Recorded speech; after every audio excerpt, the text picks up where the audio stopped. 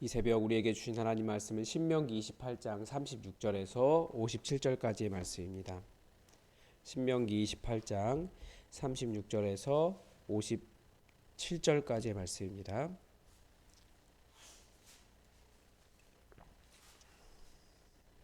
우리 하나님의 말씀을 다 함께 받들어 읽겠습니다. 여호와께서 너와 내가 세울 내 임금을 너와 내 조상들이 알지 못하던 나라로 끌어가시리니 내가 거기서 목석으로 만든 다른 신들을 섬길 것이며 여호와께서 너를 끌어가시는 모든 민족 중에서 내가 놀림과 속임과 비방거리가 될 것이라. 내가 많은 종자를 들에 뿌릴지라도 메뚜기가 먹음으로 거둘 것이 적을 것이며 내가 포도원을 심고 가꿀지라도 벌레가 먹음으로 포도를 따지 못하고 포도주를 마시지 못할 것이며 내 모든 경내에 감람나무가 있을지라도 그 열매가 떨어짐으로 그 기름을 내 몸에 바르지 못할 것이며 내가 자녀를 낳을지라도 그들이 포로가 되므로 너와 함께 있지 못할 것이며 내 모든 나무와 토지 소사는 메뚜기가 먹을 것이며 너희 중에 우거하는 이방인은 점점 높아져서 내 위에 뛰어나고 너는 점점 낮아질 것이며 그는 내게 꾸어 줄지라도 너는 그에게 꾸어 주지 못하리니 그는 머리가 되고 너는 꼬리가 될 것이라. 내가 내 하나님 여호와의 말씀을 청종하지 아니하고 내게 명령하신 그의 명령과 규례를 지키지 아니하므로 이 모든 저주가 내게 와서 너를 따르고 내게 이르러 마침내 너를 멸하리니 이 모든 저주가 너와 내 자손에게 영원히 있어서 표징과 훈계가 되리라. 내가 모든 것이 풍족하여도 기쁨과 즐거운 마음으로 내 하나님 여호와를 섬기지 아니함으로 말미암아 내가 줄이고 목마르고 헐벗고 모든 것이 부족한 중에서 여호와께서 보내사 너를 치게 하실 적군을 섬기게 될 것이니 그가 철 멍에를 내 목에 메워 마침내 너를 멸할 것이라. 곧 여호와께서 멀리 땅 끝에서 한 민족을 독수리가 날아오는 것 같이 너를 치러 오게 하시리니 이는 내가 그 언어를 알지 못하는 민족이요 그 용모가 흉악한 민족이라. 노인을 보살피지 아니하며 유아를 불쌍히 여기지 아니하며 내 가축의 새끼와 내 토지의 소산을 먹어 마침내 너를 멸망시키며 또 곡식이나 포도주나 기름이나 소의 새끼나 양의 새끼를 너를 위하여 남기지 아니하고 마침내 너를 멸절시키리라. 그들이 전국에서 내 모든 성읍을 애워싸고 내가 의뢰하는 높고 견고한 성벽을 다 헐며 내 하나님 여호와께서 내게 주시는 땅의 모든 성읍에서 너를 애워싸리니 내가 적군에게 애워싸이고 맹렬한 공격을 받아 곤란을 당함으로 내 하나님 여호와께서 내게 주신 자녀 곧 내 몸의 소생의 살을 먹을 것이라. 너희 중에 온유하고 연약한 남자까지도 그의 형제와 그의 품의 아내와 그의 남은 자녀를 미운 눈으로 바라보며 자기가 먹는 그 자녀의 살을 그중 누구에게든지 주지 아니하리니 이는 내 적군이 내 모든 성읍을 애워싸고 맹렬히 너를 쳐서 곤란하게 하므로 아무것도 그에게 남음이 없는 까닭일 것이며 또 너희 중에 온유하고 연약한 부녀 곧 온유하고 연약하여 자기 발바닥으로 땅을 밟아 보지도 아니하던 자라도 자기 품의 남편 자기 자녀를 미운 눈으로 바라보며 자기 다리 사이에서 나온 태와 자기가 낳은 어린 자식을 날물레 먹으리니 이는 내 적군이 내 생명을 애워싸고 맹렬히 쳐서 곤란하게 함으로 아무것도 얻지 못함이리라. 아멘.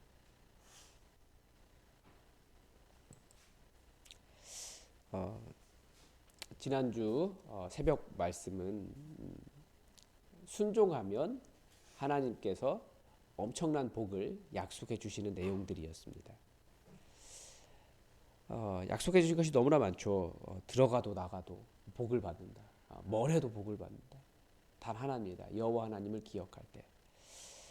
그런데 이제 오늘 말씀은 그런데 만약에 불순종하면 하나님께 순종하지 않으면 어떻게 되는가라는 것을 가르쳐 줍니다. 이 명령을 따른다는 것은 하나님을 기억하는 것입니다. 하나님을 기억하지 않는 거죠. 어떤 식으로 하나님을 기억하지 않는 겁니까? 나를 구원하신 하나님, 나 같은 예굽에서 노예였던 우리를 기억하신 하나님, 그 하나님을 잊어버리고 잃어버리고 우상을 섬기면서 또다시 그런 사람에게 억울함을 당하고 있는 노예와 같은 상태에 있는 그런 사람들을 불쌍히 여기는 마음을 잊는 것이 하나님을 잊는 것과 똑같습니다. 그래서 계명을 여러 가지를 이야기하지만 그 계명이라고 하는 것이 결국 옆에 있는 사람, 가난한 사람 잘 도와주는 겁니다. 그렇게도 요약할 수 있어요. 안식일 얘기 이런 것은 여기 그 신명기 말씀 가운데는 드러나지 않고요. 그래서 예레미야 말씀 항상 하면서 제가 그런 말씀 드렸습니다. 내가 언제 너희를 애굽에서 인도할 때 번제와 희생을 명령했느냐? 내 명령에 순종하라고 했다. 그렇게 말씀하시는 거예요. 그러니까 제사가 중요한 것이 아니고 긍휼이 중요하다. 예수님이 하신 말씀 아닙니까? 그리고 아모스에서 나오고 호세아도 이야기하고 다 그런 거예요. 근데 그런 것은 빼놓고 다들 긍휼이나 이런 것보다는 제사가 중요하다. 이렇게 나가면 하나님의 본뜻에 오해가 발생하기 시작하는 거예요. 사람을 잃으면 안 된다라는 거죠. 그리고 이제 도대체 얼마나 심각하게 저주하는지 계속 그 며칠째 이 저주를 읽는데 마음이 이렇게 많이 눌리더라고요. 마치 왜냐하면 이 저주의 상태들이 제일 같이 그렇게 느껴지는 거예요. 그래서 내가 하나님의 저주 아래 있구나. 이런 생각이 들 정도로 이 눌리는 내용들입니다. 그래서 한 번쯤은 생각해 보긴 해야 돼요. 이 세상이 이렇게 저주를 받아 있구나. 하나님께서 이 세상이 하나님의 진노의 자식 그런 상태에 머물러 있다. 그렇게 신약 성경 이야기해 주는데 정말 그런 상태로 머물러 있는 것 같아요. 그래서 오늘 다시 저주문을 보면서 하나님께서 원하시는 것이 무엇인지 우리가 한번 좀 생각해 보고 나를 돌아보는 그런 시간이 되었으면 좋겠습니다. 어제 본문에서 저주는 이제 질병과 전쟁에서 패하고 질병이 일어나고 그런 일들 이야기합니다. 토지 소산 없는 건 이제 오늘 이야기고, 그런데 하늘은 노시 되고 땅은 철이 되고 비 대신 티끌과 모래가 내리고 그러면서 완전히 멸망당하는 거예요. 각종 질병들 사망에 속한 그런 질병들이 계속 일어납니다. 몸에 연병이 들고 폐병과 열병과 염증과 학질과 한재와 풍재와 썩는 재앙으로 너를 치시리니.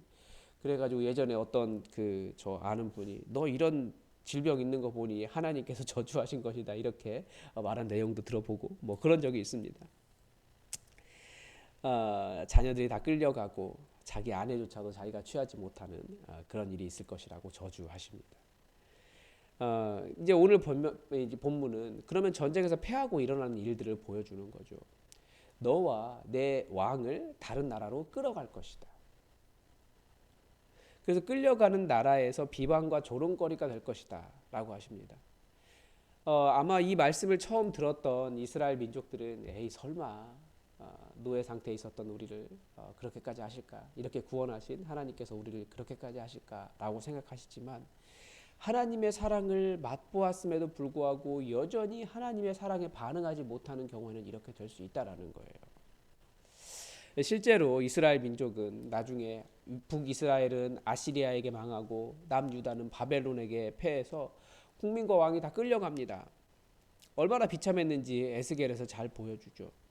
이 바벨론 정복자들이 승리했다고 그 백성들을 전리품처럼 자기 나라로 끌고 와서 강가에 쭉 앉혀놓았습니다. 더 이상 사람이 아니에요. 그 사람들은 전리품이에요.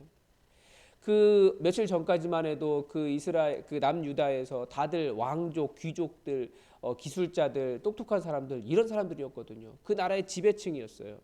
그래 잘 먹고 잘 입고 그런 사람들이 전쟁의 폐허 가운데 나라가 망했으니까 벌거벗긴 채로 손에 착고 차고 그리고 끌려온 거예요. 하루아침에 모든 것이 다 망해버린 거죠.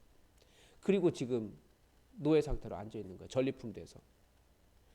바벨론 정복자들은 어떻겠습니까? 신나서 술 마시고 우리 승리했다. 이렇게 많은 노예들 얻었다. 고대 전쟁의 노예들은 다 돈 아닙니까? 돈 벌었다. 신나가지고 잔치하는데 애들이래요. 그 포로들이 인상 쓰고 그렇게 울면서 있으니까 에이 술맛 안 난다. 노래 좀 불러라. 그러는 상황인 거죠. 그러면서 악기 던져주면서 노래 좀 불러라 그러니까 너네 나라 노래 좀 불러봐라. 이런 식의 조롱이었던 거예요. 그런데 이스라엘의 노래가 다 무엇입니까? 다 찬양이에요. 포로로 끌려가서 우리 하나님 뭐 이런 찬양할 수 있겠습니까? 그 아름다운 찬양이 가장 무력한 노래가 되어 버렸습니다. 너무나 큰 조롱과 수치가 되는 거죠. 하나님을 잊을 때 이런 일이 일어나게 된다. 또 많은 씨를 뿌려도 메뚜기가 먹어버리고 포도원을 심고 가꿀지라도 벌레가 다 먹어버린다. 그러니까 수고한 것이 다 남의 것이 된다. 그것도 메뚜기와 벌레니까 얼마나 허망하게 사라져 버리겠습니까? 모든 경내의 올리브 나무가 강풍에 다 떨어져 버릴 것이라고 하셨습니다. 이 정확하게 연결되진 않습니다. 왜냐하면 사람을 벌레와 뭐 메뚜기 이렇게 말하기는 그러니까요. 그런데 실제로 이스라엘이 망하고 난 이후에 그 예레미야서는 이스라엘 나라가 망한 후에 어떤 일이 일어나고 있는지를 보여줍니다.